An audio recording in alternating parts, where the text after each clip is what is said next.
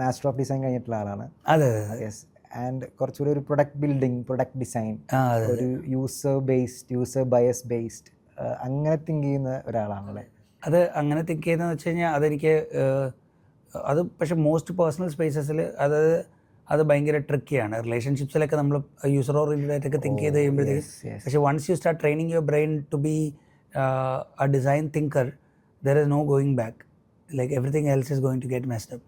എന്ന് വെച്ച് കഴിഞ്ഞാൽ ചില സ്ഥലത്ത് നമ്മൾ ഡിസൈൻ ഉത്തരങ്ങൾ വേണ്ട, ചില സ്ഥലത്ത് ബേസിക് ഹ്യൂമൻ ഇൻസ്റ്റിങ്ക്റ്റിലും കമ്പാഷനിലും എംപത്തിയിലും ഒക്കെ ബേസ് ചെയ്ത സാധനം വേണം.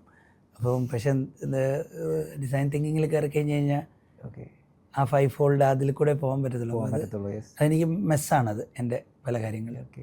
സർ ബേസിക്കലി ഒരു ഡിസൈൻ ഓറിയന്റഡ് പേഴ്സൺ ആണ്. അതെ അതെ. മാസ്റ്റർ ഓഫ് ഡിസൈൻ ആ റൂട്ടിൽ വന്നതിൻ്റെ ഒരു ലൈക്ക് അത് പേഴ്സണൽ തോട്ടുകളിലൊക്കെ വരുമ്പോഴത്തേക്കും ശരിയാണ്. അത് ഭയങ്കര ഇൻട്രസ്റ്റിംഗ് ആണ് ആക്ച്വലി.